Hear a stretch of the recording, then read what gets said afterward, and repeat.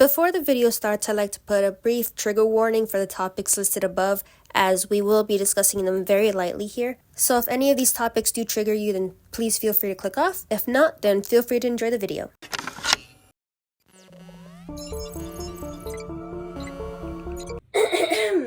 If I fall, then catch my death on camera. Let there be lights!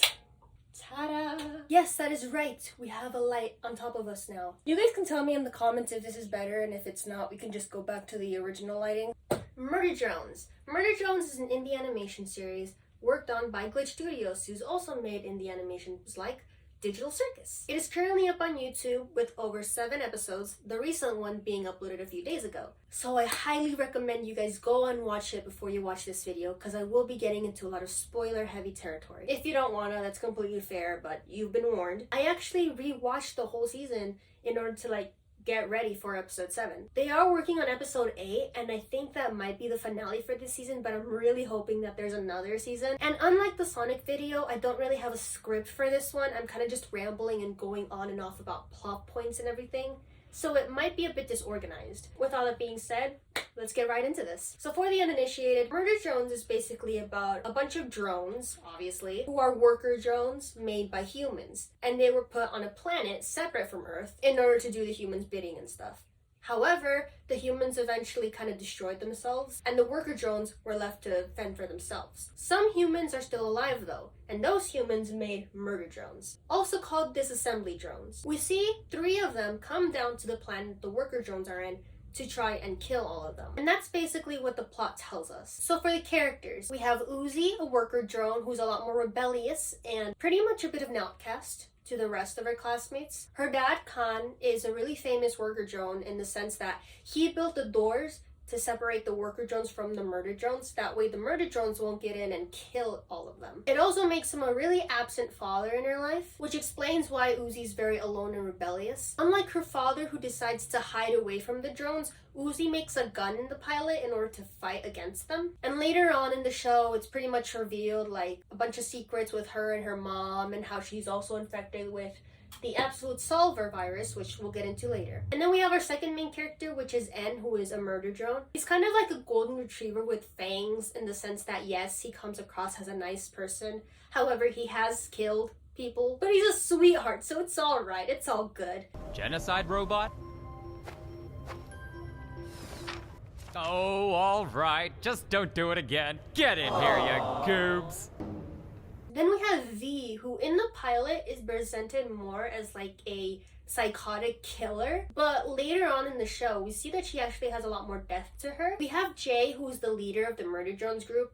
She kind of gets killed off in the pilot, but she returns in a later episode because they are drones and they can be cloned. We have Tessa, which is one of the few humans we see in the show. Then we have Sin and Doll, who are also infected by the Absolute Solver. We also have 2 blonde characters I kind of forgot the name of. I think one of them was called Thad. He was the jock that was nice to Uzi, and the other one is kind of like a mean girl stereotype. We do see them in episode 7 along with Uzi's dad, so we might get more of them later. Most of the show is just centered around Uzi and N trying to figure things out with the whole Absolute Solver thing that's going on. The Absolute Solver is a virus. Basically, it infects worker drones and takes them in as a host, and it's very destructive. So destructive that we see it destroy, completely obliterate Earth itself. The first host we see of it is Sin, the drone who worked alongside V, N, and J in the mansion, the one where Tessa lived. The mansion is set on Earth, and it's where we see all the flashbacks of their previous lives. It's unclear whether Sin had an original personality and stuff before the Absolute Solver affected her, or if she always had the Absolute Solver virus in her. Sin does become kind of the main personality of the Absolute Solver and the main antagonist of the show. Saul is a character who was also infected by the virus. She doesn't get introduced until a prom episode, but she got given this virus that she didn't ask for. She got to see her parents murdered right in front of her. She tried to take revenge for them, but failed. And then she just dies alone. She was trying so hard to find this cure for this virus because she did not want to destroy the planet. And she just gets killed off because apparently the virus doesn't need her. How sad is that? In her final moments, she's spent walking up to Uzi to leave her a message to fight back. She deserved better, Poor doll, man. Now, Uzi. She has the absolute solver virus because she got it from her mom, Nori. The virus was given to her by the humans who worked on that planet, the one separate from Earth. The humans that were experimenting with the virus in order to try to understand it, but of course, experiments gone wrong and we see that they couldn't handle the virus. We also see that the same thing happened to Doll's mom. I feel like if Doll and Uzi worked together in order to get a cure for this virus, that would have been really sweet in the sense that their mothers were like the ones who got experimented on and were the ones who saw the whole thing happen at the church. So to have the daughters themselves be the ones to find the cure and cure themselves, it's kind of poetic, but they didn't really go that route. That doesn't mean I don't dislike where they went with everything. I just feel like there could have been a lot of different stuff that they could have played around with. Oh, and Nori's alive, by the way. There's some headcanons that N himself killed Uzi's mom, but it's not really confirmed. There is a line in episode 7 where when N and her mom meet, she's like, "You look familiar." So that kind of feeds into that headcanon. She lives on as like a drone heart, which is so silly. And she is just like her daughter. Bite me! Bite me! You can really tell where Uzi got her personality from. And she immediately gets yeeted by her daughter into like a void. So, mother-daughter bonding experience.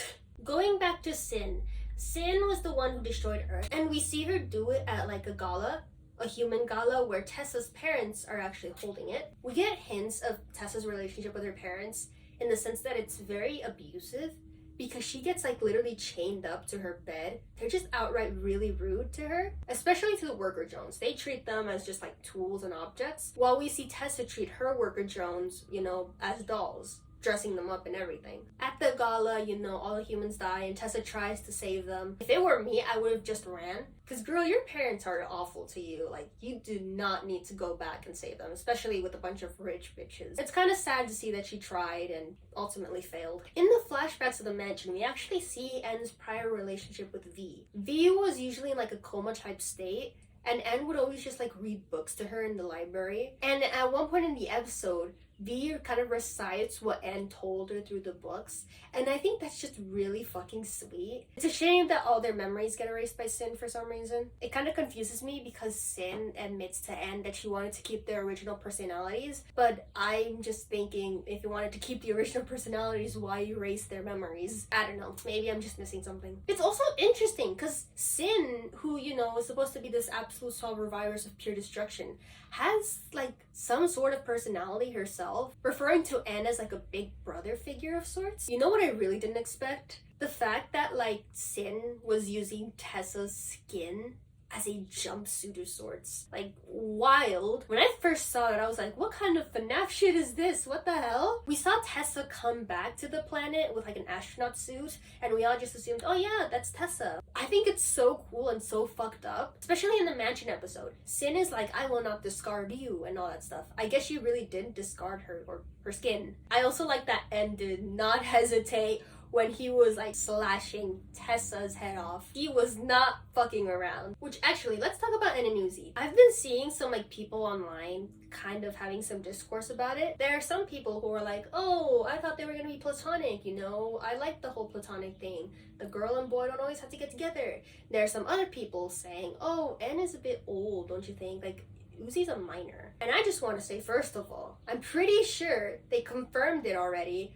that N and Uzi are both teenagers, so She's a kid, like us, V! And second off, I will say that I was in the boat of platonic friendship at the beginning, the pilot in the first episode, a little bit of the first episode actually, but then I saw their interactions, especially in the prom episode, and I realized, oh, that's where they're going. That's cute as well. For me, I honestly don't give a shit if it's romantic or platonic. And I get wanting to have platonic representation in media because I understand the feeling that every single guy and girl always have to end up together. Hi, Editor Mel here. I didn't really specify or clarify my words right in the video, so I'm doing that right now. I do agree that there should be more platonic representation in media, but at the same time, we shouldn't really force that upon creators who clearly have a direction they want the characters to go in. And in the case for N and Uzi, there's clear subtext there. I like my platonic relationships as much as I like my romantic relationships. You know what else adds weight to their relationship? The fact that N knows shows what Uzi is capable of if the Absolute Solver takes over her. Speaking of, that fight scene in episode 7 was beautifully done. Absolutely beautiful. And the soundtrack, oh my god. Eternal Dreams has a chokehold on me. You don't understand. Oh, this song, man! I'm genuinely tweaking! Tired of this train. Ah! You take me home! Can we see the moon again? Oh, God! Ah! I'm genuinely tweaking over fucking drones, man! Especially the first time hearing it, it just hit me hard. The first time I watched that fucking episode, the Dead End episode, oh my god, I was devastated. They killed off V. V's character, like in the beginning, we don't know much about her, but then we get the illusion that she's hiding something, and then we realize, oh, she's trying to just kill Sin and protect N from that. And she's very distrusting of Uzi at first, until like that episode where she starts to gain a bit more sympathy. And when that episode released, you know my found family senses started to kick in. If there is a show I like, you bet I will put in found family in that show. What the fuck is this kid doing? The voices! I love that trio. I love N, V, and Uzi, alright? It's just so cute seeing the three of them as a trio. And I was devastated when they immediately took that away from me. It was such a badass scene, but at the same time, when that song fucking kicked in the second time I watched it, I was just like, ooh. I am hoping that she's not really dead, because we seen Jay get killed off, but she came back because she was cloned. So I'm kind of hoping that the same thing happens with V. Maybe she doesn't have all of her memories restored like last time, so N and Uzi have to like restore her memories again. I am hoping that happens. I feel like if they do end up having a season 2, they can go in like all different directions. They can answer some more questions. Maybe we get to see some more humans. It honestly depends on where episode 8 ends off, because in episode 7 we saw Uzi in like fucking space and her seeing like a destroyed planet, which I'm assuming is Earth. By the way, that shot goes hard, like very beautiful. One little fact that I do like is the fact that in the ending part, Uzi gives N the keys to pilot the ship, because N was originally like the pilot for the other ship that they were landing in. And in episode 2, their original plan was to get the ship to work so that they can go back to Earth. So I think it's really sweet, since that's kind of like a callback or like a full circle moment. I'm wondering, since Uzi's in space now, if we're gonna see N like piloting a ship. I really like Murder Jones. It took me a second watch to fully understand everything, but once I did understand everything, I was like, holy shit, this is so cool. They have like a shop, a merch shop, and there's like these acrylic stands, like 3 of them. They already have like a V one and Uzi one, so I'm hoping when the 3rd one drops I can kind of just buy all 3 at the same time. I don't have the money for that though, so I think I'll just cry and broke. I highly recommend you guys go watch this show, even if you already saw this video, even if I already give you some spoilers. It is amazing. The people who worked on it definitely deserve your support. It is a bit gory and violent in a sense, so beware of that. I mean, the show is literally called Murder Drones. Like, I don't know what else would you expect. Other than that, I do want to say some things before I end the video. Thank you so much for the support on the Sonic video. I did not expect that to get so many views. And I know that sounds so cliche, but honestly, it's very surprising. And I'm very much appreciative that you guys all liked that video. Thank you for all the nice comments, all the support. I really do appreciate it. Do not expect a consistent upload schedule. I am sorry. I am very spontaneous. Also, thank you for 300 subscribers. Alright, with that being said, I should probably go because my throat is raspy and I am dying. This light has been on for so long and it's been directly above me and I am sweating my balls off. Until next time, bite me! Oh my god, I hope I don't fall.